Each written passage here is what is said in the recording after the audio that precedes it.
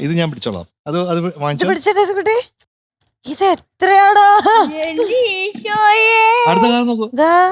അമ്പോ പറഞ്ഞ പോലെ തന്നെ 42 കാറുണ്ടല്ലോ. ഉണ്ടെന്ന് തോന്നുന്നു. അടുത്തെടുത്തോ.